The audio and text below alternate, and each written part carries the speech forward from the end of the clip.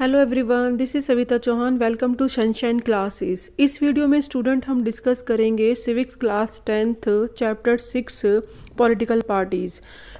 Previous video में student हम discuss कर चुके हैं फर्स्ट टू 13 क्वेश्चन ऑलमोस्ट, जो कि अकॉर्डिंग टू योर टॉपिक हैं। हमारा जो मोस्ट ऑफ टॉपिक्स हैं वो ख़त्म हो चुके हैं।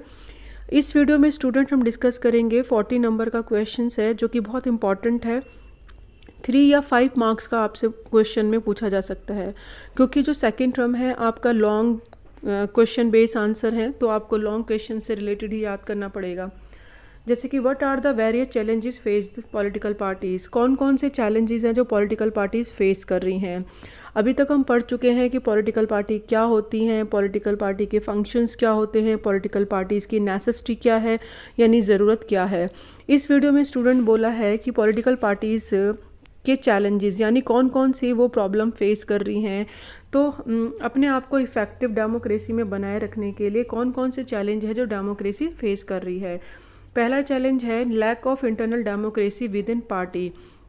यानी पार्टी के अंदर ही डेमोक्रेसी की कमी है, दिखाई देती है कि उसके अंदर डेमोक्रेसी नहीं है। All over the world there is a tendency in a political party toward the concentrations of the power in one few leaders at the top। अब इस लाइन को हम इन फ्यू पॉइंट्स के अकॉर्डिंग प्रूव करेंगे कि कैसे democracy हमें कम दिखाई देती है। क्योंकि स्टूडेंट्स अगर टॉप लीडर्स हैं और वो अपने अकॉर्डिंग डिसीजन ले रहे हैं, और बॉटम लेवल पे जो लीडर्स होते हैं अगर उनसे क्वेश्चन नहीं पूछे जाते हैं,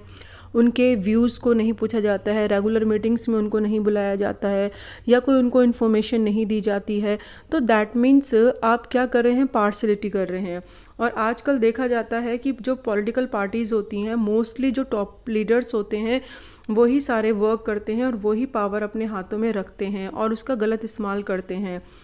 पॉलिटिकल पार्टीज़ मोस्टली क्या करती हैं, मेंबर्स का रजिस्टर भी मेंटेन करके नहीं रखती हैं, कौन आ रहा है और कौन जा रहा है। And do not hold organisation meetings, proper तरीके से मीटिंग्स भी नहीं करते हैं। एंड जो बॉटम लेवल के जो लीडर्स होते हैं उनको तो बुलाते भी नहीं हैं। And do not conduct internal election regularly, और जो पार्टीज़ के अंदर कोई प्रोमिनेंट अगर पोजीशन देनी है तो उसके लिए कोई रेगुलर इलेक्शन भी नहीं कराते हैं। Ordinary members of the party do not gate sufficient information on what happen inside the party, और जो ऑर्डिनरी मेंबर्स होते हैं, बॉटम लेवल पे काम कर रहे मेंबर्स होते हैं, उनको तो कोई इन्फॉर्मेशन प्रोवाइड भी नहीं होती है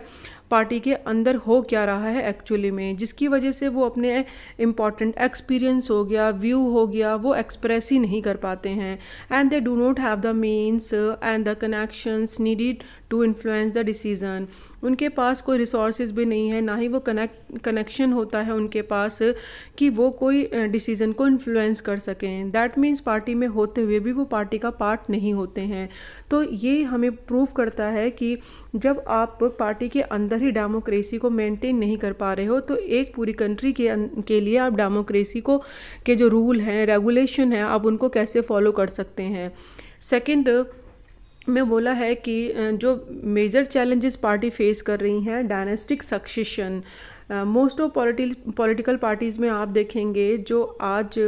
not practice open transparent procedure, तो बहुत ही कम होता है कि पार्टी अपने फंक्शन को ट्रांसपेरेंट दिखाती हैं या ओपन करती हैं सामने। क्योंकि जो डायनेस्टी सक्सेशन चला आ रहा है, दैट मीन्स कि जैसे फैमिली होता है, फैमिली में जो आपकी प्रॉपर्टी होती है, दादाजी की है, वो आपके पापा को मिल जाएगी, फिर उसके बेटे को मिल जाएगी, लाइक दिस वो एक चला आ रहा होता है, हायरार्की चला आता है। तो डायनेस्टिक सक्सेशन के अंदर भी जैसे टॉप लीडर्स होते हैं, जब एक प्रोमिनेंट पोजीशन होती है उनकी पार्टी के अंदर, तो ऑर्डिनरी जो वर्कर्स होते हैं, काम कर रहे होते हैं, बहुत ही कम चांस होता है कि वो किसी टॉप पार्टी के पोजीशन पे आ पाएँ। और कई बार क्या होता है, लीडर्स की जो बहुत टॉप पोजीशंस होती है तो वो उसका अनफेयर एडवांटेज भी उठा लेते हैं, उसका मिसयूज़ भी करते हैं। अपने जो फेवर वाले लोग होते हैं उनको, उसका जो क्लोज मेंबर्स होते हैं टॉप लीडर के, जो चापलूसी करते हैं, या तो उनको बेनिफिट मिलता है, या फिर उनके फैमिली के मेंबर्स होते हैं तो उनको गलत तरीके से फेवर करना, अपनी पोजीशन का फ़ायदा उठाना, ऐसा हमने बहुत बार देखा भी है। जैसे कि आप अगर न्यूज़ में देखा भी होगा कि भाई लीडर का बेटा था, ये काम करता हुआ पकड़ा गया लेकिन जेल नहीं गया है। लाइक दिस जो सिचुएशंस होती है तो वो टॉप लीडर्स की पोजीशन की वजह से ही होती है, क्योंकि ये लॉ को कहते हैं कि अपनी जेब में लेकर घूमते हैं। In many parties the top position are always control by members of one family. और कई बार क्या होता है, अगर आप देखेंगे जो टॉप पोजीशंस पे लीडर हैं, किसी एक पार्टी का एग्जांपल अगर आप देखेंगे, जैसे कांग्रेस का ही एग्जांपल लें, तो आपको पता चल जाएगा कि जो फैमिली के मेंबर्स हैं वही क्या होते हैं कि पार्टी के जो हेड हैं वो बने हुए आते हैं और वही प्रोमिनेंट पोजीशन पे रहते हैं, चाहे उनको एक्सपीरियंस हो या ना हो। तो जो अदर मेंबर्स होते हैं जो बहुत एक्सपीरियंस होते हैं या बहुत ज़्यादा इफ़िशिएंट फुल वर्क कर रहे हैं, वो आगे की पोजीशन पे आ ही नहीं पाते हैं। तो यहाँ पे हमें एक अनफेयर सिचुएशन दिखाई देती है कि जो पार्टी के अदर मेंबर्स होते हैं उनके साथ ये गलत होता है। And this is also bad for democracy, और डेमोक्रेसी के लिए भी ये गलत है, क्योंकि डेमोक्रेसी बेस ही है पॉलिटिकल इक्वलिटी पे। तो ये डायनेस्टिक सक्सेशन हो गया या lack of internal democracy within the parties, ये मेजर चैलेंजेस हैं पॉलिटिकल पार्टीज़ के लिए। And role of money and muscles power in parties, ये तो एक आम बात ही हो चुकी है कि पार्टी में जो जिसके पास ज़्यादा पैसा होता है या जो क्रिमिनल ज़्यादा होते हैं लोग, वही पार्टी में अपना प्रोमिनेंट पोजीशन बना पाते हैं। पार्टी में कई बार सीट भी उन्हीं को मिलती है जो क्रिमिनल होते हैं, क्योंकि या तो आप डर समझ लो या फिर उन्हें ऐसा लगता है कि अगर हमने इनको अगर सीट दे दी तो ये हमारे लिए आगे जाके बहुत हेल्पफुल रहेंगे, क्योंकि मोस्टली ये डरा धमका के समझ लो या फिर इनका एक इम्पॉर्टेंट वहाँ पे उस एरिया में दबदबा रहता है। तो लोग तो ये पार्टी में अगर आप ही जाते हैं तो जीत ही जाते हैं जिनके क्रिमिनल रिकॉर्ड ज़्यादा रहते हैं। तो सीट इन लोगों को आसानी से मिल जाती है अपनी मसल्स पावर यानी अपने क्रिमिनल रिकॉर्ड की वजह से। और मनी तो आम बात ही है, जिसके पास जितना पैसा उतना वो अपनी पोजीशन पे बने रह सकता है, पार्टी में का सीट ले सकता है आसानी से। और टिकट मिल जाए तो एक बार इलेक्शन में जीत के पानी की तरह पैसा बहाते हैं और मतलब इतना ज़्यादा शो ऑफ करते हैं कि पता नहीं कितना इन्होंने काम करा है, और जनता ये सोचती है कि ये हमारे लिए बेस्ट है। तो parties focus only winning election, और जो पार्टीज़ होती हैं जब जीतने के लिए टाइम पे उनको लगता है कि बस किसी भी तरीके से हमें जीतना है, तो वो शॉर्टकट्स भी इलेक्शन को जीतने के लिए ले लेती हैं। एंड आज का ये जो झुकाव देख रहे हैं, नॉमिनेट जो होते हैं कैंडिडेट जो नॉमिनेट जिनको किया जाता है,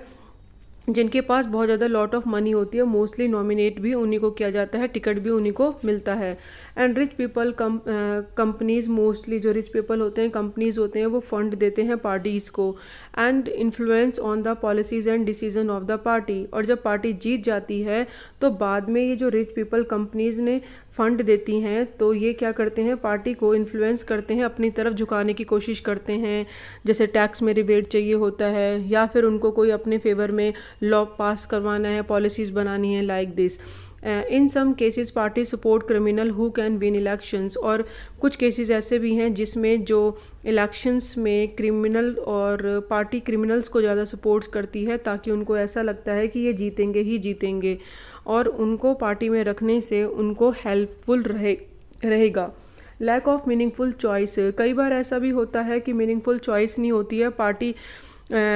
party must be significantly different, ऐसा लगता ही नहीं है कि वो पार्टी दूसरी पार्टी से अलग है। ए पार्टी और बी पार्टी दोनों सेम आइडियोलॉजी या सेम इकोनॉमिक डेवलपमेंट पॉलिसीज़ बना रही हैं, तो आप ए को चुनो या बी को चुनो, यानी दोनों ही जब सेम है, सेम से दिखाई दे रहे हैं, तो आप किसको चुनोगे।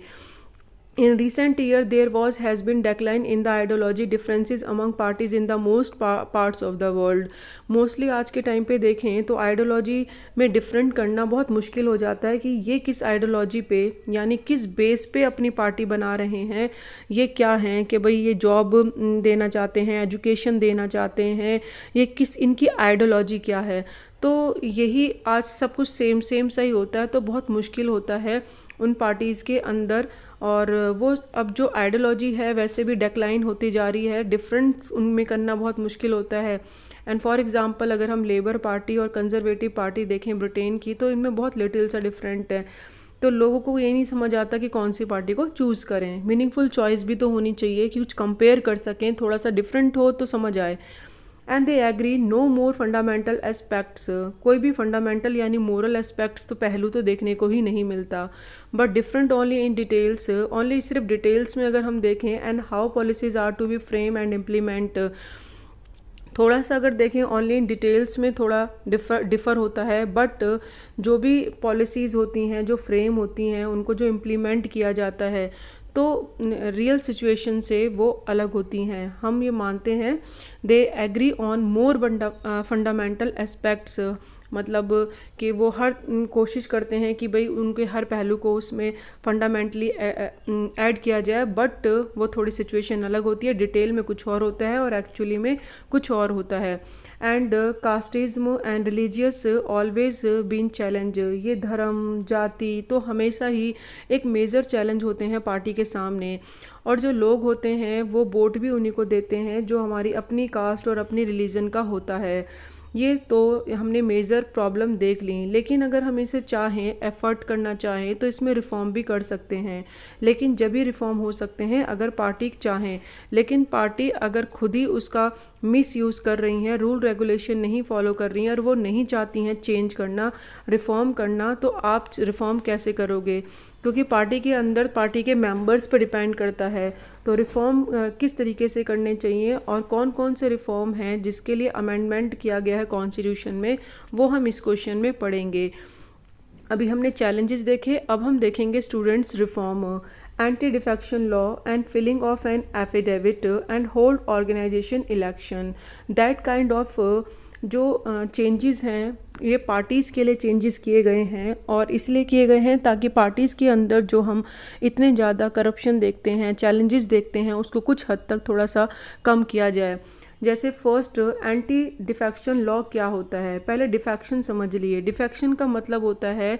जब इलेक्शन होते हैं और कोई मेंबर जीत जाता है तो हो सकता है वो कांग्रेस पार्टी का हो, ठीक है, कांग्रेस पार्टी का कोई लीडर, एमएलए या एमपी इलेक्शन में जीत गया, लेकिन वो इलेक्शन जीतने के बाद जब दूसरी पार्टी के साथ कॉलिजन कर लेता है, अलाइन कर लेता है, तो इसे डिफेक्शन कहते हैं। दैट मीन्स जब वो एक पार्टी से दूसरी पार्टी में चला गया,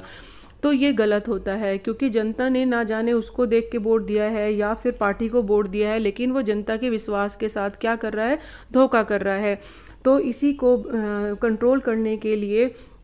कॉन्स्टिट्यूशन में अमेंड किया गया, और जो एमएलएज और एमपीज थे जो पार्टी चेंज कर लेते थे, अब वो नहीं कर सकते। उसके कंट्रोल करने के लिए एंटी डिफेक्शन लॉ बनाया गया, and this done because many elected representative were indulging in defection in order to become minister for cash reward. क्योंकि वो ऐसा क्यों करते थे? जितने भी ये इलेक्टेड रिप्रेजेंटेटिव होते थे तो वो ये जो डिफेक्शन करते थे, एक पार्टी से दूसरी पार्टी में जाते थे, मिनिस्टर्स या कैश के रिवॉर्ड में जाते थे। तो नाउ द लॉ, अब ये लॉ बना है कि एमएलए या एमपी पार्टी चेंज करेंगे तो उनको अपनी लेजिस्लेचर में सीट भी खोनी पड़ेगी, and this new law has a help bring defection down, और इससे डिफेक्शन थोड़ा सा कम हुआ है। बट इसका एक बैड इम्पैक्ट ये भी है स्टूडेंट कि अगर कोई इनोसेंट पर्सनैलिटी है और वो रियल में सच्चे तरीके से काम करना चाहता है और उसे वो पार्टी पसंद नहीं है, उसकी आइडियोलॉजी समझ नहीं आ रही है, तो वो चाह के भी उस पार्टी के अगेंस्ट नहीं जा पाएगा और ना छोड़ पाएगा, क्योंकि उसको ऐसा लगेगा क्योंकि फिर मेरी सीट भी चली जाएगी। बट ये एंटी डिफेक्शन लॉ सिर्फ एक मेंबर या दो मेंबर जब छोड़ के जा रहे हैं उनके लिए है, बट अगर होल या फिर हम कह सकते हैं कि 50 में से 25 मेंबर समझ लो जो छोड़ के जा रहे हैं, तो उनके ऊपर ये लॉ काम नहीं करता, क्योंकि अगर बहुत सारे मेंबर्स एक साथ पार्टी छोड़ के जा रहे हैं तो इसका मतलब वो पार्टी से सेटिस्फाइड नहीं है, फिर तो पार्टी में ही कमी है। तो इसीलिए एंटी डिफेक्शन लॉ सिर्फ वन पर्सन या दो पर्सन्स पे काम करता है। नेक्स्ट है filling of an affidavit. Affidavit का मतलब होता है कि एक ऐसा पत्र यानी एक ऐसा घोषणा है, एक ऐसी आपको जो पार्टी का जो मेंबर होता है उसको ये टिकट जब मिल जाता है तो इलेक्शन लड़ने से पहले उसको ये फॉर्म फिल करके देना पड़ता है। वो एफिडेविट होता है जिसमें वो प्रॉमिस करता है कि मैं जो भी इसमें बता रहा हूँ वो सच सच बता रहा हूँ। सुप्रीम कोर्ट ने ये ऑर्डर दिया है कि मनी की और क्रिमिनल का इन्फ्लुएंस कम करने के लिए सबको एफिडेविट फिल करना पड़ेगा इलेक्शन से पहले जब टिकट मिल जाएगा। एंड मैंडेटरी कर दी है कि every candidate who contest election, जो भी इलेक्शन कंटेस्ट करेगा वो एफिडेविट फिल करेगा और डिटेल्स उसमें फिल कर अपनी प्रॉपर्टी और अपने अगर कोई क्रिमिनल रिकॉर्ड्स हैं अगेंस्ट टू हिम, उसके खिलाफ कोई क्रिमिनल रिकॉर्ड है या कोई केस चल रहा है तो वो उसके बारे में डिटेल बताएगा। And the new system has made a lot of information available to the public. तो हम देखें कि जो आज न्यू सिस्टम है उसके अंदर बहुत सारी ऐसी लॉट ऑफ इन्फॉर्मेशन जो पब्लिक को पता चल जाती हैं, क्योंकि एफिडेविट के थ्रू लोगों को ये समझने में आसानी हो जाती है कि ये क्रिमिनल है या कितना है, पढ़ा लिखा है या इसकी प्रॉपर्टी कितनी है। तो वोट डालते वक्त ये वोटर्स पे बहुत अच्छा इफ़ेक्ट पड़ सकता है कि अगर वो ध्यान से उसको देख लेंगे उसको। और अब सुप्रीम कोर्ट ने ये भी कह दिया है कि आप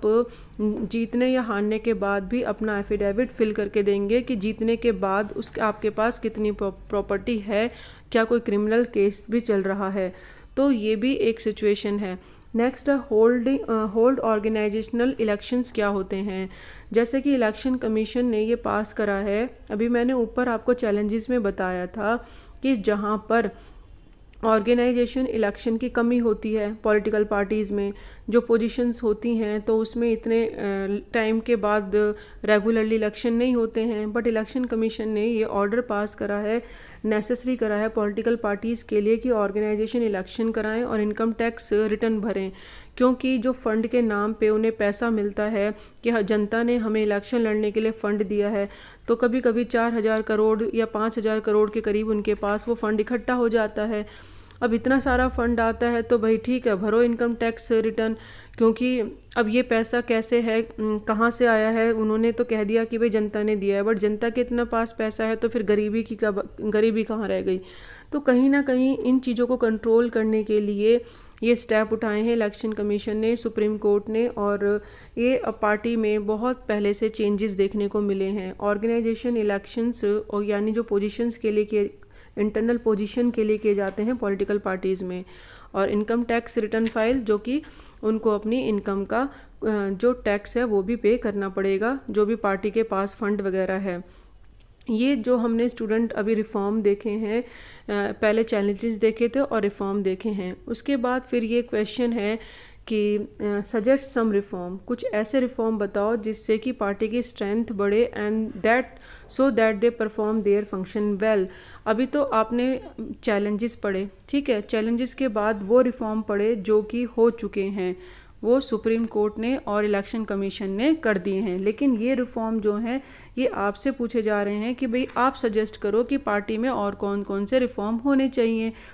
तो आप लिख सकते हैं a law should be made to regulate the internal affairs of political parties, यानी एक लॉ होना चाहिए ताकि रेगुलेट हो सके इंटरनल अफेयर्स जो हैं पॉलिटिकल पार्टीज़ में कि क्या क्या मैटर चल रहा है, ताकि ओपनली वो सबको समझा सकें, या बॉटम लेवल पे जो काम कर रहे हैं लीडर्स उनको भी पता होना चाहिए पार्टी में क्या हो रहा है। And should be made compulsory political parties maintain register, members कौन आ रहा है कौन जा रहा है, तो प्रॉपर उनका रखने का तरीका होना चाहिए, और कॉन्स्टिट्यूशन को फॉलो करना चाहिए, इंडिपेंडेंट अथॉरिटी होनी चाहिए टॉप लीडर से लेकर और बॉटम लेवल तक के जो लीडर्स होते हैं, and to act as a जज, अगर कोई पार्टी में डिस्प्यूट हो जाता है एज अ जज भी काम करना पड़े तो करना पड़ता है जो लीडर्स होते हैं वहाँ पे टॉप लीडर, ऐसा ना हो कि अपनी पोजीशन को वो ज़्यादा मिसयूज़ करें। And to hold open elections to the highest post, और हाईएस्ट पोस्ट के लिए जो इलेक्शंस हैं वो भी होने चाहिए, वो भी कराने चाहिए, ऐसा नहीं है कि बिना इलेक्शंस के कोई भी आप किसी को भी बैठा दें, ठीक है। तो ये सारे चैलेंजेस हैं जो कि चैलेंजेस हैं उनको अगेंस्ट में रिफॉर्म्स हैं कि करने की सजेशन दी गई है। It should be mandatory for political parties to give a minimum number of tickets, यानी जो पॉलिटिकल पार्टीज़ हैं उनको मैंडेटरी करना चाहिए कि 1/3 टिकट्स वुमेंस को भी मिलें, वो भी कैंडिडेट हों, ताकि उनका भी कोटा होना चाहिए और उनका भी डिसीजन मेकिंग में एक इम्पॉर्टेंट रोल होना चाहिए पार्टी के अंदर। And should be funding of election, government को चाहिए कि वो फंड दे पार्टीज़ को, सपोर्ट करे इलेक्शन में एक्सपेंसेस में, क्योंकि जो रिच पार्टी होती हैं वो तो अपना मनी पावर से जीत जाती हैं, बट जो पुअर हैं जो जीतना चाहते हैं, और पॉलिटिकल इक्वालिटी की अगर बात हो रही है तो हो सकता है पैसे की कमी की वजह से वो पार्टी मेजॉरिटी में ना आ पाए, क्योंकि जो